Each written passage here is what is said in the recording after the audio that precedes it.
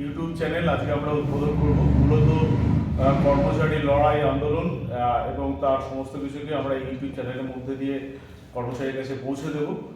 আজকে এই চ্যানেলের উদ্বোধনের জন্য আমরা এসে পৌঁছেছি রাজ্য কোঅর্ডিনেশন কমিটির সাধারণ সম্পাদক কমরেড বিশ্বজিৎ গুপ্ত চৌধুরীর কাছে। আমরা জেনে নেওয়ার চেষ্টা করব যে কর্মচারীর স্বার্থবাহী এই মুহূর্তে কোন লড়াই আন্দোলনের কথা রাজ্য কোঅর্ডিনেশন কমিটি ভাবছে। নমস্কার।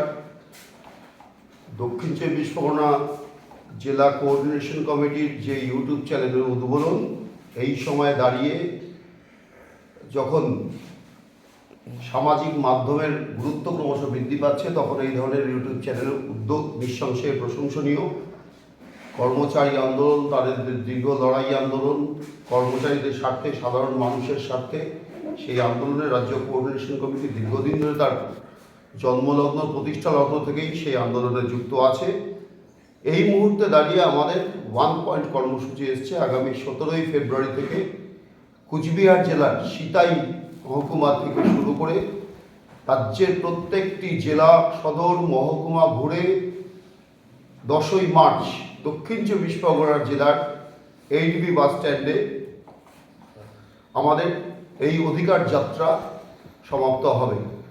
সেই অধিকার যাত্রা আমরা রাজ্য কোঅর্ডিনেশন কমিটির নেতৃত্বেই সাধারণ মানুষকে যুক্ত করে এই অধিকার যাত্রা আমরা সংগঠিত করছি। হঠাৎ করে অধিকার যাত্রার মতন এরকম কর্মসূচি দিলেন না কেন? দেখুন, ফর্ম অফ মুভমেন্ট পরিস্থিতির চাহিদা অনুযায়ী তৈরি হয়। গত বছর 10ই মার্চ আমরা একটা অভূতপূর্ব ধর্মঘট করেছিলাম, করতে বাধ্য হয়েছিলাম। কার্যত রাজ্য প্রশাসন যেভাবে কর্মচারীদের ওপর তাদের যে অর্জিত অধিকার, হকের পাওনা, তার উপর তারা আক্রমণ নামিয়েছেন, ধারাবাহিকভাবে নামাচ্ছেন। 2011 সাল 12 সালের পর থেকে ধারাবাহিকভাবে সেই আক্রমণ, এবং তাকে প্রতিহত করতে আমরা ধারাবাহিকভাবে লড়াই আন্দোলনে জারি রেখেছি। কর্মবিরতি প্রতিপালন করেছি, 10ই মার্চ ধর্মঘট করেছি, নবান্ন অভিযান কর্মসূচি করেছি, স্বাক্ষর সংগ্রহ কর্মসূচি, অর্থাৎ বিভিন্ন ধরনের ফর্ম অফ মুভমেন্ট ব্যবহার করে কার্যত সেই পশ্চিমবঙ্গের বর্তমান কর্মচারীর স্বার্থ বাহিত দূরের কথা, কর্মচারীর স্বার্থ ভগ্নকারী বা ভঙ্গকারী যে শাসক দল পশ্চিমবঙ্গে অবস্থান করছে, তারা যেভাবে কর্মচারীদের অর্জিত অধিকারের উপর আক্রমণ করছেন, সে সম্পর্কে কর্মচারীদেরকে ঐক্যবদ্ধ করা, সাধারণ মানুষকে সচেতন করার লক্ষ্য নিয়েই আমরা এই অধিকার যাত্রা শুরু করছি 17ই ফেব্রুয়ারি থেকে, কুচবিহার থেকে। এই অধিকার যাত্রা, এটা কি ইনসাফ যাত্রার মতন? দেখুন, ইনসাফ যাত্রা করেছে রাজ্যের যুব সমাজ। এই যুব সমাজ তারা তাদের ভবিষ্যৎ চিন্তার স্বার্থে, ভবিষ্যৎ প্রজন্মের স্বার্থে, সামগ্রিক জনগণের স্বার্থে তারা ইনসাফ যাত্রা করেছেন। আমরা রাজ্য সরকারি কর্মচারী, আমাদের নানান আইনি বাধ্যবাধকতার মধ্যে দাঁড়িয়ে থেকে প্রশাসনিক দায়িত্ব প্রতিপালন করতে হয়। কিন্তু তার বাইরেও আমরা মনে করি শুধুমাত্র আমরা প্রশাসনের অংশ নয়, প্রশাসনের অংশ যেমন অবশ্যই প্রশাসনের কাজের মাধ্যমে আমরা সাধারণ মানুষের কাছে পরিষেবা পৌঁছে দিই, একইভাবে জনগণের একটা বৃহৎ অংশ, অন্যতম অংশ। ফলে শুধুমাত্র আমরা আমাদের দাবি নিয়ে লড়াই আন্দোলন করব, এটা যেমন প্রয়োজন, একটা যে কোনো ট্রেড ইউনিয়ন আন্দোলন পরিচালনা করতে গেলে ট্রেডের দাবি নিয়ে লড়াই আন্দোলন করতে হয়, সেই দাবির পাশাপাশি সাধারণ মানুষের দাবিকে যুক্ত করেই আমাদের এই আন্দোলন। ফলে এই অধিকার যাত্রা ইনসাফ যাত্রার সাথে কখনোই তুলনীয় নয়। আমরা মূলত যে 4 দফা দাবিকে সামনে রেখে ধর্মঘট করেছি, লড়াই আন্দোলন ধারাবাহিকভাবে করে চলেছি, সেই দাবিতেই এই অধিকার যাত্রা। যে অধিকার একটা সময় রাজ্য সরকারি কর্মচারীরা তাদের দীর্ঘ লড়াই আন্দোলনের মধ্য দিয়ে, সর্বোপরি পশ্চিমবঙ্গে বামফ্রন্ট সরকার প্রতিষ্ঠিত হওয়ার মধ্য দিয়ে অধিকার অর্জন করেছিলেন, আজকে সেই অধিকার হরণের জায়গায় এই শাসক দল বা রাজ্যের বর্তমান সরকার তারা গ্রহণ করছেন। ফলে এই অধিকারকে টিকিয়ে রাখতে, অর্জিত অধিকার অক্ষুণ্ণ রাখার স্বার্থেই আমরা এই অধিকার যাত্রা সংগঠিত করছি। আপনারা বলছেন যে হকের দাবিতে এই অধিকার যাত্রা করছেন, কিন্তু এই দাবিকে সরকার কি হকের দাবি বলে স্বীকৃতি দিচ্ছে? দেখুন, সরকারের দৃষ্টিভঙ্গি যা, সেটা হচ্ছে শ্রমিক কর্মচারীর স্বার্থ বিরোধী দৃষ্টিভঙ্গি। এটা সাধারণ মানুষ আজকে বুঝে গেছে। সরকার চায় না রাজ্যে গণতন্ত্র প্রতিষ্ঠিত থাকুক।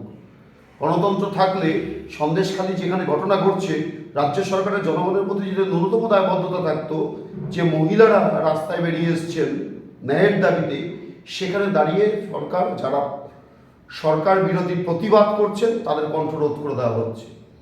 ফলে গণতন্ত্রটাই আক্রান্ত, সারা ভারতবর্ষে যেমন আক্রান্ত।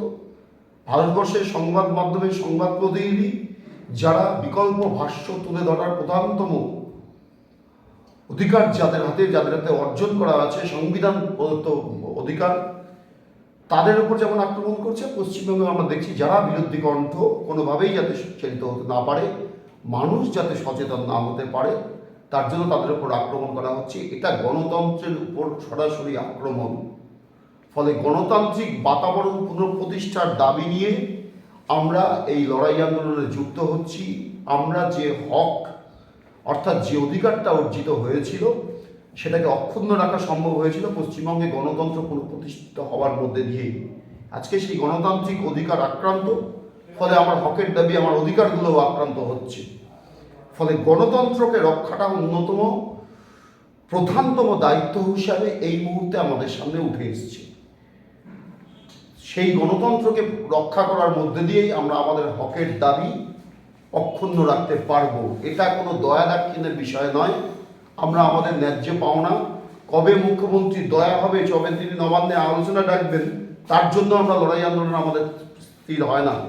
আমাদের লড়াই আন্দোলন সামগ্রিকভাবে কর্মচারীর স্বার্থে, সাধারণ জনগণের অধিকার যদি আক্রান্ত হয়, সেক্ষেত্রেও আমরা রাস্তায় থাকি, সেইভাবেই আমরা রাস্তায় নামছি। আপনি বললেন যে গণতন্ত্রের পুনঃপ্রতিষ্ঠা করা, তার মানে কি রাজ্যে গণতন্ত্র নেই এই মুহূর্তে? এই যে বললাম, সন্দেশখালীর জলযন্ত্র উদাহরণ তো দেখছি আমরা। যারা প্রকৃত মানুষের ঘুম কেড়ে নিয়েছেন, তারা প্রকাশ্য দিবালোকে ঘুরে বেড়াচ্ছেন, আর যারা মানুষের হয়ে কথা বলছেন, তাদের রাতের অন্ধকারে পুলিশকে তুলে নিয়ে আসছে। আজকে হাইকোর্ট বলেছে 144 দ্বারা ওরা জারি রাখা যাবে না। অর্থাৎ মানুষ যখন ন্যায্য অধিকারের জন্য, সে কর্মচারী বলুন, সাধারণ জনগণ বলুন, শ্রমিক বলুন, রেগাজ কাজ যাদের চুরি হয়েছে তাদের অংশে বলুন, যাদের জব কার্ড চুরি হয়ে গেছে তাদের বলুন, যে সমস্ত শিক্ষাগত যোগ্যতা সম্পন্ন চাকরি প্রার্থীরা 1000 দিনের উপর মাঠের মধ্যে বসে আছেন, তাদের দাবি নিয়ে লড়াই আন্দোলন করছেন, তাদের দাবিকে স্বীকৃতি দেওয়া হচ্ছে না। অথচ লড়াই আন্দোলন করাটা প্রয়োজন উচিত দাবি অক্ষুণ্ণ রাখতে গেলে। সেটা আজকে শাসক দলও উপলব্ধি করছেন বলেই দুর্নীতি করেছেন, কেন্দ্রীয় সরকারের কাছ থেকে রেগার অর্থ পাচ্ছেন না, তার জন্য কিন্তু তিনি রেড রোডেই বসছেন রাস্তায়। অর্থাৎ তিনিও দেখাচ্ছেন লড়াই ছাড়া কোনো রাস্তা নেই, রাস্তাই একমাত্র রাস্তা। এবার মানুষকে, সেই রাস্তাটা মানুষকে বিভ্রান্ত করার রাস্তা না সচেতন করার রাস্তা, সেটা মানুষ নিজের অভিজ্ঞতা দিয়ে বুঝবে। কিন্তু আমরা মনে করি যে গণতন্ত্র আক্রান্ত বলেই মানুষের অধিকার আক্রান্ত। কথা বলার অধিকার নেই, মিথ্যে মামলায় জড়িয়ে দেওয়া হচ্ছে। সে সরকারি কর্মচারী হতে পারে, সাধারণ মানুষ হতে পারে। পঞ্চায়েতের ক্ষেত্রে মুখ্যমন্ত্রী এখানে রাত্রে অবস্থান করবেন, আর পঞ্চায়েত দপ্তর আদেশনামা দিয়ে হুইপ জারি করছে যে মুখ্যমন্ত্রীর ওই সমাবেশে কর্মচারীদের উপস্থিত থাকাটা বাধ্যতামূলক। এটা কোন গণতান্ত্রিক অধিকারের মধ্যে পড়ে? শাসক দলের। ফলে রাজ্যে গণতন্ত্র আক্রান্ত, অশোক স্তম্ভটা আক্রান্ত, তার বিরুদ্ধে আমাদের লড়াই। চুক্তিভিত্তিক, অনিয়মিত এবং অস্থায়ী কর্মচারী এই মুহূর্তে সারা পৃথিবীতে, আমাদের দেশে, এমনকি আমাদের রাজ্যেও ব্যাপকভাবে নিয়োগ হচ্ছে, আপনি জানেন। এই স্তরের কর্মচারীদের নিয়ে আপনারা কি ভাবছেন? দেখুন, উদার অর্থনীতি কার্যকরী হওয়ার পর থেকে 90 দশকে, বিগত শতাব্দীর 90 দশকের পর থেকে চুক্তির মানে ওয়ার্ল্ড ব্যাংক বলুন বা WTO বলুন, তাদেরই অন্যতম কন্ডিশন প্রজেক্ট ওরিয়েন্টেড ওয়ার্ক। সেটা করতে গেলে অস্থায়ী কর্মচারী নিয়োজিত করতে হবে। আজকের যেটা বাস্তবতা, পশ্চিমবঙ্গে বলুন, ভারতবর্ষে বলুন, সেই সময় প্রজেক্ট ওরিয়েন্টেড ওয়ার্কগুলোতে অস্থায়ী কর্মচারী নিয়োজিত হতেন। পশ্চিমবঙ্গে বামফ্রন্ট সরকার, আমরা খুব জোরের সাথে বলতে পারি, বামফ্রন্ট সরকারই বলেছিল যে সেন্ট্রাল প্রজেক্ট যদি বন্ধ হয়ে যায়, এই অস্থায়ী কর্মচারীদের আমরা তাদের এনগেজ রাখবো, যাতে তাদের নতুন করে বেকারত্বের সম্মুখীন হতে না হয়। আজকে সারা ভারতবর্ষে পশ্চিমবঙ্গে বেকার মানে অস্থায়ী অনিয়মিত কর্মচারীর সংখ্যা বিপুল পরিমাণে বৃদ্ধি পাচ্ছে, এবং প্রশাসনের লক্ষ্যবস্তুটাই হচ্ছে স্থায়ী পদে অস্থায়ী কর্মচারী নিয়োগ। অর্থাৎ সরকারের যে ন্যূনতম দায় দায়িত্ব, যে দায় দায়িত্ব সংবিধান দ্বারা বর্ণিত আছে, সেই দায় দায়িত্ব প্রতিপালন করতে কি কেন্দ্রীয় সরকার, রাজ্য সরকার বাধ্য? তারা সেই দায়িত্ব প্রতিপালন না করে মানুষের নামমাত্র পারিশ্রমিকের বিনিময়ে চূড়ান্ত এক্সপ্লয়টেশন হচ্ছে। আমাদের পশ্চিমবঙ্গের মধ্যেও প্রশাসনের অভ্যন্তরে হচ্ছে। প্রশাসনের কাজ, শাসক দল এই মুহূর্তে রাজ্য প্রশাসন কার্যত তারা অনিয়মিত কর্মচারী, চুক্তির কর্মচারীদের উপরই তাদের উপর দায়ভার ছেড়েছেন। তারাই মেজর কাজটা করছে, কিন্তু তাদের স্থায়িত্বতা নেই। ভবিষ্যৎ অনিশ্চিত, যে কোনো দিন তার রিনিউয়াল টার্মিনেট হয়ে যেতে পারে, রিনিউ নাও হতে পারে। ফলে এই অংশের কর্মচারী যারা প্রশাসনিক দায় দায়িত্ব প্রতিপালনে বিপুল পরিমাণ দায়বদ্ধতা পালন করছেন, মাত্র নামমাত্র পারিশ্রমিক তারা মাসে পাচ্ছেন, কেউ 7,000, 10,000, 15,000।